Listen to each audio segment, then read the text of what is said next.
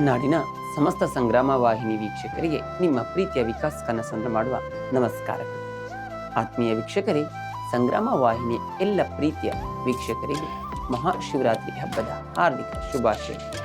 ಆತ್ಮೀಯ ವೀಕ್ಷಕರೇ, ಈ ದಿನದ ಒಂದು ಮಹಾ ಸಂಚಿಕೆಯಲ್ಲಿ ಮಹಾಶಿವರಾತ್ರಿ ಹಬ್ಬದ ಹಿನ್ನೆಲೆಯನ್ನು ಹೊತ್ತು ನಿಮ್ಮ ಮುಂದೆ ಬಂದಿದ್ದೇವೆ. ಆತ್ಮೀಯ ವೀಕ್ಷಕರೇ, ನಮ್ಮ ಹಿಂದೂ ಸಂಪ್ರದಾಯಗಳಲ್ಲಿ ಅನೇಕ ಹಬ್ಬಗಳನ್ನು ಆಚರಣೆ ಮಾಡ್ತಾರೆ. ಆ ಹಬ್ಬಗಳಿಗೆ ಅದರದೇ ಆದಂಥ ಹಿನ್ನೆಲೆ, ಮಹತ್ವ, ಪಾವಿತ್ರ್ಯತೆಯನ್ನು ನಾವು ನೋಡ್ತಾ ಹೋಗ್ತಾ ಇದ್ದೀವಿ. ಅದೇ ರೀತಿ ನಮ್ಮ ಹಿಂದೂ ಸಂಪ್ರದಾಯಗಳಲ್ಲಿ ಮತ್ತೊಂದು ಮಹತ್ತರ ಹಬ್ಬವಾದಂತಹ ಮಹಾಶಿವರಾತ್ರಿ. ಈ ಶಿವರಾತ್ರಿ ಹಬ್ಬದ ಹಿನ್ನೆಲೆಯನ್ನು ತಿಳಿಸಿಕೊಡುವುದು ಈ ಸಂಚಿಕೆಯ ಒಂದು ವಿಶೇಷ ಕಾರ್ಯಕ್ರಮವಾಗಿದೆ.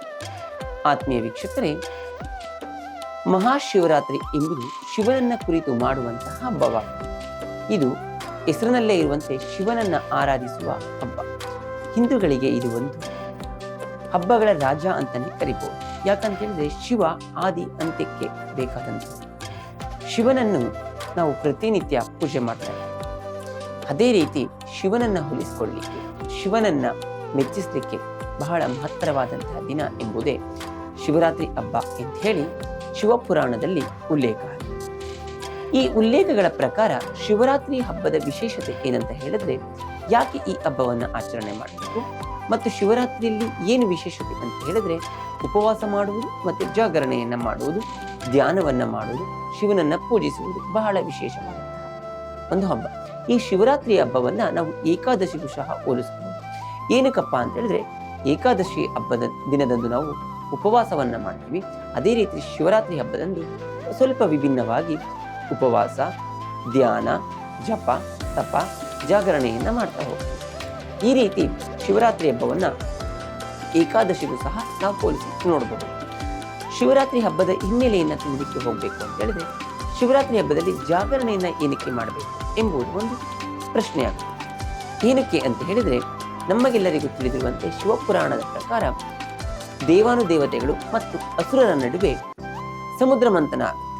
ಸಮುದ್ರ ಮಂಥನ ಆದಾಗ ಹಾಲಾಹಲ ಉತ್ಪತ್ತಿ ಆಗ್ತಾ ಬರುತ್ತೆ. ಅಂದ್ರೆ ವಿಷ ಉದ್ಭವ ಆಗುತ್ತೆ. ಆ ವಿಷ ಎಷ್ಟು ಕಠೋರವಾಗಿರುತ್ತೆ ಅಂತ ಹೇಳಿದ್ರೆ, ಇಡೀ ಜಗತ್ತನ್ನ ನಾಶ ಮಾಡುವಷ್ಟು ಬಹಳ ಶಕ್ತಿಯನ್ನ ಹೊಂದಿರುತ್ತೆ. ಶಿವ ಏನ್ ಮಾಡ್ತಾರೆ ಅಂತ ಹೇಳಿದ್ರೆ, ಜಗತ್ತನ್ನ ಉಳಿಸ್ಲಿಕ್ಕೋಸ್ಕರವಾಗಿ ಆ ಎಲ್ಲ ಹಾಲಾಹಲ ವಿಷವನ್ನ ತಾನೇ ಕುಡಿದಂತಹ ಸಮಯದಲ್ಲಿ ಪಾರ್ವತಿ ದೇವಿ ಏನ್ ಮಾಡ್ತಾರೆ, ತಮ್ಮ ಶಿವನ ಗಂಟಲನ್ನ ಇಟ್ಕೊಳ್ತಾರೆ. ಅಂದಿನಿಂದ ಶಿವ ನೀಲಕಂಠನಾಗ್ತಾನೆ. ವಿಷವನ್ನ ಕುಡಿದಂತಹ ಶಿವ ರಾತ್ರಿ ನಿದ್ದೆಯನ್ನ ಮಾಡಬಾರ್ದು ಅಂತ ಹೇಳಿ ಎಲ್ಲಾ ದೇವಾನುದೇವತೆಗಳು ಜಾಗರಣೆಯನ್ನ ಮಾಡ್ತಾರೆ. ಅಂದಿನಿಂದ ಹಿಂದಿನವರೆಗೂ ಇದು ಜಾಗರಣೆಯನ್ನ ಮಾಡ್ತಾ ಬಂದಿದ್ದಾರೆ ಎಂಬುದು ಒಂದು ಉಲ್ಲೇಖದ ಪ್ರಕಾರ. ಮತ್ತೊಂದು ಉಲ್ಲೇಖದ ಪ್ರಕಾರ, ಶಿವ ಮತ್ತು ಪಾರ್ವತಿಯನ್ನ ವರಿಸಿ ವಿವಾಹವಾದಿದ್ದು ಗಿರಿಜಾ ಕಲ್ಯಾಣವಾಗಿದ್ದು, ರಾತ್ರಿಯ ಸಮಯದಲ್ಲಿ ದೇವಾನುದೇವತೆಗಳು ಅಂದು ಗಿರಿಜಾ ಕಲ್ಯಾಣವನ್ನ ಮಾಡಿಸಿದ್ರು. ಅವರ ವಿವಾಹವಾಗುತ್ತೆ ಎಂಬುದು ಒಂದು ಪ್ರತೀತಿ. ಆ ಗಿರಿಜಾ ಕಲ್ಯಾಣದ ಸಮಯದಲ್ಲಿ ಶಿವ ಮತ್ತೆ ಪಾರ್ವತಿ ಭೂಲೋಕಕ್ಕೆ ಬಂದು ತಿರುಗಾಡಿ ಹೋಗ್ತಾರೆ.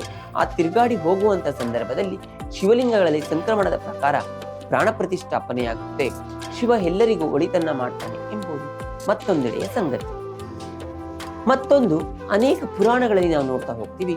ಮತ್ತೊಂದು ಶಿವ ಪುರಾಣದಲ್ಲಿ ಇನ್ನೊಂದು ರೀತಿ ಹೇಳ್ತಾರೆ, ಭಗೀರಥ ತಪಸ್ಸನ್ನ ಮಾಡಿ ಗಂಗೆಯನ್ನ ಭೂಮಿಗೆ ತಗೊಂಡು ಬರ್ಬೇಕು ಅಂತ ತಪಸ್ಸನ್ನ ಮಾಡಿ, ತಪಸ್ಸಿಗೆ ಮೆಚ್ಚಿ ಗಂಗೆ ಭೂಲೋಕಕ್ಕೆ ಬರಬೇಕಾದ್ರೆ ಶಿವ ಏನ್ ಮಾಡ್ತಾನೆ ಅಂತ ಹೇಳಿದ್ರೆ, ತನ್ನ ಜಡೆಯಲ್ಲಿ ಗಂಗೆಯನ್ನ ಬಂಧಿಸಿ ಇಡ್ತಾರೆ.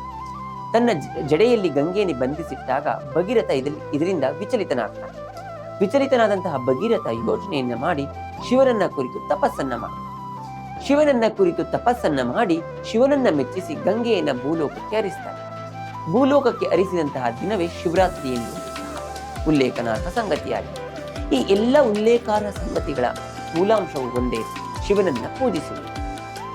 ನಾವು ಇಲ್ಲಿ ಶಿವನನ್ನ ಪೂಜಿಸುವುದು ಹೆಚ್ಚಾಗಿ ಕಾಣ್ತಾ ಹೋಗ್ತೀವಿ. ಮತ್ತಿಲ್ಲಿ ಇನ್ನೊಂದು ಉಲ್ಲೇಖ ಇದೆ, ಬ್ರಹ್ಮ ಮತ್ತೆ ವಿಷ್ಣುಗಳ ನಡುವೆ ನಾನು ಮೇಲು ಅಂತ ಓಡಾಡ್ತಾರೆ. ಆಗ ಇವರಿಬ್ಬರನ್ನ ಮುರಿಬೇಕು ಅಂತ ಹೇಳಿ, ಇವರಿಬ್ಬರ ಅಹಂಕಾರವನ್ನ ತಡಿಬೇಕು ಅಂತ ಹೇಳಿ ಶಿವ ಏನ್ ಮಾಡ್ತಾರೆ, ಒಂದು ಬಿಲ್ಲಿನಂತಹ ಮಿಂಚಿನ ಕೋಲನ್ನ ಬಿಡ್ತಾರೆ. ಇದರ ತುದಿ ಯಾರಿಗೆ ಸಿಗುತ್ತೆ ಅವರು ವಿಜೇತರು, ಅವರೇ ದೊಡ್ಡವರು ಅಂತ ಹೇಳಿ. ಇಲ್ಲಿ ವಿಷ್ಣುವಿಗೆ ಆ ತುದಿ ಸಿಗೋದಿಲ್ಲ, ಬ್ರಹ್ಮನಿಗೂ ಸಹ ಸಿಗೋದಿಲ್ಲ. ಬ್ರಹ್ಮ ಸುಳ್ಳನ್ನ ಹೇಳ್ತಾರೆ, ನನಗೆ ಸಿಕ್ಕಿದೆ ಅಂತ. ಆಗ ಅವರ ಅಹಂಕಾರವನ್ನ ಮುರಿತಾರೆ. ಅಂದಿನಿಂದ ಶಿವರಾತ್ರಿ ಪ್ರಾರಂಭ ಆಯಿತು. ಒಟ್ಟಾರೆ ಅಂಶ ನಾನು ಮೊದಲೇ ಹೇಳಿದಾಗೆ ಏನೇ ಇದ್ರೂ ನಮ್ಮ ಹಬ್ಬಕ್ಕೆ ಅದರದೇ ಆದ ಹಿನ್ನೆಲೆ, ಮಹತ್ವ, ಪಾವಿತ್ರ್ಯತೆಯನ್ನ ನಾವು ನೋಡ್ತಾ ಬರ್ತಾ ಇದ್ದೀವಿ. ಇಲ್ಲಿ ನಾವು ನೋಡಿದ್ದೊಂದೇ, ಎಲ್ಲಿಂದ ಎಲ್ಲಿಗೆ ಹೇಗೆ ಹೋದ್ರು ಶಿವನನ್ನ ಪೂಜಿಸುವುದು, ಆರಾಧಿಸುವುದು, ಧ್ಯಾನವನ್ನ ಮಾಡುವುದು, ಶಿವನನ್ನ ಭಕ್ತಿಯಿಂದ ಮೆಚ್ಚಿಸಿಕೊಳ್ಳುವುದು. ಈ ಇಷ್ಟೆಲ್ಲ ಅಂಶಗಳಿರ್ಬೇಕಾದ್ರೆ ಶಿವನಿಗೆ ನಾವು ಯಾವ ರೀತಿ ಪೂಜೆಯನ್ನ ಮಾಡಬೇಕು? ಶಿವ ನಿರಾಕಾರ, ನಿರ್ವಿಕಲ್ಪ, ಅನೇಕ ಬಗೆಯ ಪೂಜೆಗಳನ್ನ, ಷೋಡೋಪಚಾರದ ಪೂಜೆಗಳನ್ನ ಇಷ್ಟಪಡ್ತಾರೆ. ಯಾವ ರೀತಿ ನಾವು ಪೂಜೆಯನ್ನ ಮಾಡಬೇಕು? ಶಿವನಿಗೆ ಶಿವರಾತ್ರಿ ಎಂದು ರಾತ್ರಿಯ ವೇಳೆಯಲ್ಲಿ 4 ಆಯಾಮಗಳಲ್ಲಿ ಪೂಜೆಯನ್ನ ಮಾಡ್ತಾರೆ. ಯಾವ ಆ 4 ಆಯಾಮಗಳು ಹೇಳಿದ್ರೆ, ಒಂದು, ಶಿವ ಅಲಂಕಾರ ಪ್ರಿಯ, ಅಭಿಷೇಕ ಪ್ರಿಯ. ಮೊದಲನೇದಾಗಿ ಶಿವನಿಗೆ ಅಭಿಷೇಕ ಪ್ರಿಯನಾಗಿರುವುದರಿಂದ ಅಭಿಷೇಕ ಪೂಜೆಯನ್ನ ಮಾಡ್ತಾರೆ. ಆ 4 ಆಯಾಮಗಳಲ್ಲಿ 4 ಸಹ ಅಭಿಷೇಕ ಪೂಜೆಯನ್ನ ಮಾಡ್ತಾರೆ. ಮೊದಲನೆಯದು ಹಾಲಿನಿಂದ ಅಭಿಷೇಕವನ್ನು ಮಾಡ್ತಾರೆ. ಎರಡನೆಯದು ಮೊಸರಿನಿಂದ ಅಭಿಷೇಕವನ್ನು ಮಾಡ್ತಾರೆ. ಮೂರನೆಯದು ತುಪ್ಪದಿಂದ ಅಭಿಷೇಕವನ್ನು ಮಾಡ್ತಾರೆ. 4ನೆಯದು ಜೇನುತುಪ್ಪದಿಂದ ಅಭಿಷೇಕವನ್ನ ಮಾಡ್ತಾರೆ. ಈ 4 ಆಯಾಮಗಳಲ್ಲಿ 4 ವಿಧಾನವಾಗಿ ಅಭಿಷೇಕವನ್ನ ಮಾಡಿ ಬಿಲ್ವಪತ್ರೆಯನ್ನ ಇಟ್ಟು ಅಗರಬತ್ತಿಯನ್ನು ಹಚ್ಚಿ ಪೂಜೆಯನ್ನ ಶಿವನಿಗೆ ಸಲ್ಲಿಸ್ತಾರೆ. ಇಷ್ಟೆಲ್ಲ ಆದ್ಮೇಲೆ ಅಲಂಕಾರ ಪ್ರಿಯನಾದ ಶಿವನಿಗೆ ಅನೇಕ ಹೂವುಗಳಿಂದ ಅಲಂಕಾರವನ್ನ ಮಾಡ್ತಾರೆ. ಶಿವನಿಗೆ ದಾಸವಾಳ, ಬಿಲ್ವಪತ್ರೆ, ಪಾರಿಜಾತ, ಹತ್ತಿ, ಪಗಡೆ, ಹೀಗೆ 10 ಹಲವು ಅನೇಕ ಪುಷ್ಪಗಳು ಪ್ರಿಯವಾಗ್ತಾ ಹೋಗ್ತವೆ. ಇದೆಲ್ಲದರ ಹಿಂದೆ ಪ್ರಿಯವಾದಂತಹ ಪುಷ್ಪ ಅಂತ ಹೇಳಿದ್ರೆ ಬಿಲ್ವಪತ್ರೆ. ಯಾಕೆ ಶಿವನಿಗೆ ಬಿಲ್ವಪತ್ರೆ ಪ್ರಿಯ ಆಗುತ್ತೆ ಅಂತ ಹೇಳಿದ್ರೆ, ಒಂದು ಶ್ಲೋಕದಲ್ಲಿದೆ, ತ್ರಿದಲಂ ತ್ರಿಗುಣಾಕಾರಂ ತ್ರಿಜನ್ಮ ಪಾಪ ಸಂಹಾರಂ ಏಕ ಬಿಲ್ವಂ ಶಿವಾರ್ಪಣಂ ಅಂತ ಹೇಳ್ತಾರೆ. ಅಂದ್ರೆ 3 ಎಲೆಗಳ ಇರುವಂತಹ ಒಂದು ಎಲೆಯನ್ನು ಶಿವನಿಗೆ ಅರ್ಪಣೆ ಮಾಡಿದ್ರೆ ಶಿವ ನಮ್ಮ ಭಕ್ತಿಗೆ ಮೆಚ್ಚುತ್ತಾನೆ, ಪ್ರಸನ್ನನಾಗಿ ನಾವು ಹೇಳಿದ್ದಂತಹ ಕರುಣಿಸ್ಕೊಡ್ತಾನೆ ಎಂಬುದು ಪ್ರತೀತಿಯಲ್ಲಿ. ಅದರಿಂದ ಶಿವನಿಗೆ ಬಿಲ್ವಪತ್ರೆಯನ್ನ ಅರ್ಚನೆಯನ್ನ ಮಾಡ್ತಾರೆ. ಬಿಲ್ವಪತ್ರೆ ಅರ್ಚನೆಯನ್ನ ಮಾಡ್ಬೇಕಾದ್ರೆ, ನಾವು ಭಕ್ತಿಯಿಂದ ಪೂಜೆಯನ್ನ ಮಾಡ್ಬೇಕಾದ್ರೆ ನಾವು ಸಹ ವಿಭೂತಿಗಳನ್ನ ಧಾರಣೆಯನ್ನ ಮಾಡಿ, ಇಲ್ಲಿ ವಿಭೂತಿಗಳನ್ನ ಧಾರಣೆಯನ್ನ ಮಾಡಿ ಮನಸ್ಸಿನಲ್ಲಿ ಸಂಕಲ್ಪವನ್ನ ಮಾಡಿಕೊಂಡು ಶಿವನಿಗೆ ನಾವು ಶಿವರಾತ್ರಿಯಂದು ಬೆಳಗಿನಿಂದ ಉಪವಾಸವನ್ನ ಮಾಡಿ ಧ್ಯಾನ, ಜಪ, ತಪಗಳನ್ನ ಮಾಡಿ ಪೂಜೆಯನ್ನ ಮಾಡಬೇಕು. ಆಗ ನಮ್ಮ ಭಕ್ತಿಗೆ ಶಿವ ಮೆಚ್ಚುತ್ತಾನೆ. ಈ ರೀತಿ ಬಿಲ್ವಪತ್ರೆಯನ್ನ ಅರ್ಚನೆಯನ್ನ ಮಾಡ್ತೀವಿ. ಆದರೆ ಇಲ್ಲಿ ನಾವು ಮಾಡುವಂತಹ ಹಬ್ಬಗಳಿಗೂ ಅರ್ಪಣೆ ಮಾಡುವಂತಹ ವಸ್ತುಗಳಿಗೂ ಜ್ಞಾನವಾಗಿ, ವೈಜ್ಞಾನಿಕವಾಗಿ, ವಿಜ್ಞಾನಕವಾಗಿ ಸಂಬಂಧವನ್ನು ನಾವು ನೋಡ್ತಾ ಹೋಗ್ತೀವಿ. ಒಂದೊಂದು ಹಬ್ಬದಲ್ಲಿ ಒಂದೊಂದು ರೀತಿಯ ವೈಜ್ಞಾನಿಕತೆಯನ್ನು ನಾವು ನೋಡುವುದು ಇಲ್ಲಿ ಪ್ರತೀತಿನಲ್ಲಿ ಇದೆ. ಅದೇ ರೀತಿ ಈ ಶಿವರಾತ್ರಿ ಹಬ್ಬದಂದು ಏನು ವೈಜ್ಞಾನಿಕತೆ ಇದೆ ಅಂತ ಹೇಳಿದ್ರೆ, ಈಗ ಶಿವರಾತ್ರಿ ಹಬ್ಬವನ್ನು ಆಚರಣೆ ಮಾಡೋದು ಯಾವಾಗ? ಮಾಘ ಮಾಸದ ಕೃಷ್ಣ ಪಕ್ಷದ ಚತುರ್ದಶಿ ಎಂದು ನಾವು ಆಚರಣೆಯನ್ನ ಮಾಡ್ತೀವಿ. ಎಲ್ಲ ಮಾಸಗಳಲ್ಲೂ ಶಿವರಾತ್ರಿಯನ್ನ ಮಾಡ್ತೀವಿ. ಆದರೆ ಮಾಘ ಮಾಸದ ಕೃಷ್ಣ ಪಕ್ಷದ ಚತುರ್ದಶಿ ಎಂದು ಆಚರಣೆಯನ್ನ ಮಾಡಿ ಶಿವರಾತ್ರಿಯನ್ನು ಮಹಾಶಿವರಾತ್ರಿ ಅಂತ ಹೇಳಿ ಕರೀತೀವಿ. ಈ ಮಹಾಶಿವರಾತ್ರಿಯನ್ನು ನಾವು ಉಪವಾಸ ಜಾಗರಣೆಯನ್ನ ಮಾಡುವುದರಿಂದ ನಾವು ಒಂದು ಮಹಾಶಿವರಾತ್ರಿಯನ್ನು ಆಚರಣೆ ಮಾಡಿದ್ರೆ 100 ಏಕಾದಶಿಗಳನ್ನ, 100 ಸಂಕಷ್ಟಗಳನ್ನ ಮಾಡದಂತ ಫಲ ನಮಗೆ ಸಿಗುತ್ತೆ ಎಂಬುದು ಪ್ರತೀತಿಯಲ್ಲಿ. ಹೀಗಿರ್ಬೇಕಾದ್ರೆ ಯಾಕೆ ನಾವು ಜಾಗರಣೆಯನ್ನ ಮಾಡಬೇಕು, ಯಾಕೆ ಉಪವಾಸವನ್ನ ಮಾಡಬೇಕು ಅಂತ ಹೇಳಿದ್ರೆ, ಕೃಷ್ಣ ಪಕ್ಷದ ಚತುರ್ದಶಿ ಎಂದು ಶಿವನ ಪೂಜೆ ಮಾಡುವುದರಿಂದ ಚಳಿಗಾಲ ಮುಗಿದು ಬೇಸಿಗೆ ಕಾಲ ಪ್ರಾರಂಭ ಆಗ್ತಾ ಇದೆ. ಇಷ್ಟು ದಿನ ಇದ್ದಂತಹ ಚಳಿಗೆ ನಾವು ನಮ್ಮ ದೇಹವನ್ನ ಒಗ್ಗೂಡಿಸ್ಕೊಂಡಿರ್ತೀವಿ, ರಕ್ಷಣೆಯನ್ನ ಪಡ್ಕೊಂಡಿರ್ತೀವಿ. ಉಣ್ಣೆಯ ಬಟ್ಟೆಗಳನ್ನ ಹಾಕಿ ದೇಹವನ್ನ ಶಾಖೋತ್ಪನ್ನದಿಂದ ಇಡ್ತೀವಿ. ಈ ಶಾಖೋತ್ಪನ್ನದಿಂದ ಇಡುವುದರಿಂದ ದೇಹ ಸುರಕ್ಷಿತವಾಗಿರುತ್ತೆ, ಶೀತಕ್ಕೆ ಹಾನಿಯಾಗೋದು. ಅದೇ ಈ ಶಾಖೋತ್ಪನ್ನದಿಂದ ಈಗ ನಮಗೆ ಬಿಸಿಲು ಹೆಚ್ಚಾಗ್ತಾ ಇರುತ್ತೆ, ಶೆಕೆ ಜಾಸ್ತಿ ಆಗುತ್ತೆ.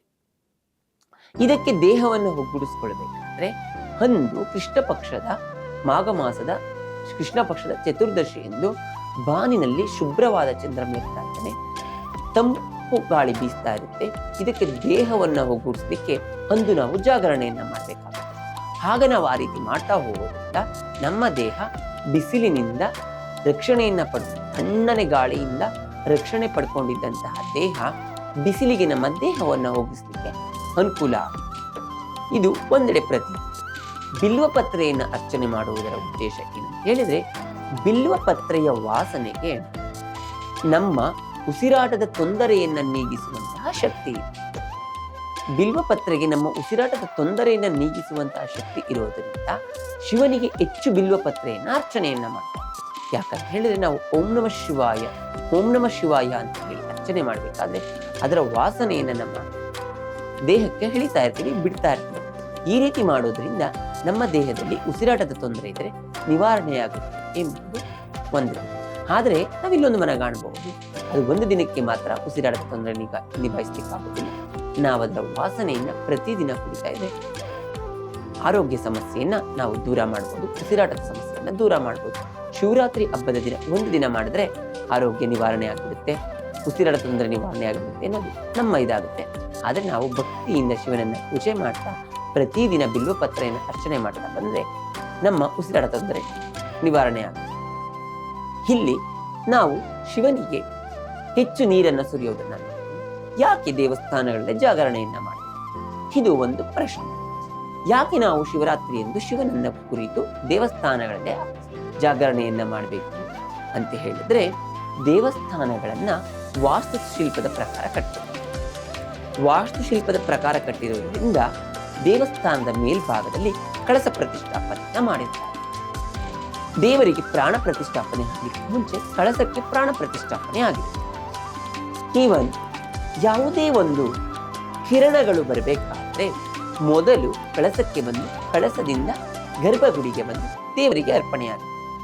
ಹೀಗಿರ್ಬೇಕಾದ್ರೆ ನಾವು ಕಾಸ್ಮಿಕ್ ಕಿರಣಗಳು ಏನಂತ ಹೇಳ್ತೀವಿ, ಕಾಸ್ಮಿಕ್ ಕಿರಣಗಳು ಒಬ್ಬ ಮನುಷ್ಯನ ದೇಹಕ್ಕೆ ಅತ್ಯವಶ್ಯಕವಾಗಿ ಬೇಕಾದಂತಹ ಕಿರಣಗಳಾಗಿವೆ. ಈ ಕಿರಣಗಳು ನಾವು ದೇವಸ್ಥಾನದಲ್ಲಿರೋದ್ರಿಂದ ಆ ಕಿರಣಗಳು ನಮ್ಮನ್ನ ಸ್ಪರ್ಶಿಸ್ತವೆ. ನಮ್ಮಲ್ಲಿರುವಂತಹ ನಕಾರಾತ್ಮಕ ಶಕ್ತಿಗಳು ಹೋಗಿ ಧನಾತ್ಮಕ ಶಕ್ತಿಗಳು ನಮ್ಮಲ್ಲಿ ಉಲ್ಬಣಗೊಳ್ತಾ ಹೋಗ್ತವೆ. ಹೀಗಿರ್ಬೇಕಾದ್ರೆ ನೀರನ್ನ ಹೆಚ್ಚು ಹರಡ್ತಾ ಇರ್ತಾರೆ, ಲಿಂಗದ ಮೇಲೆ ನೀರು ಹೆಚ್ಚಾಗ್ತಾ ಇರೋದ್ರಿಂದ ಆ ಜಾಗ ತೇವಾಂಶ ಭರಿತವಾಗುತ್ತೆ. ತೇವಾಂಶ ಭರಿತವಾದಾಗ ನಮಗೆ ಋಣಾತ್ಮಕ ಎಲ್ಲವೂ ಸಹ ಋಣಾತ್ಮಕ ಚಟುವಟಿಕೆಗಳು ದೂರವಾಗಿ ಧನಾತ್ಮಕವಾಗಿ ನಾವು ಉಲ್ಬಣಗೊಳ್ತಾ ಹೋಗ್ತೀವಿ. ಮತ್ತೆ ಸಕಾರಾತ್ಮಕವಾಗಿ ಯೋಚನೆಯನ್ನ ಮಾಡಲಿಕ್ಕೆ ಪ್ರಾರಂಭ ಮಾಡ್ತೀವಿ. ಇದಿಷ್ಟು ನಾವು ದೇವಸ್ಥಾನಗಳಲ್ಲಿರೋದ್ರಿಂದ ಮಾಡುವಂತಹ ಒಂದು ಜಾಗರಣೆಯ ವಿಶೇಷ.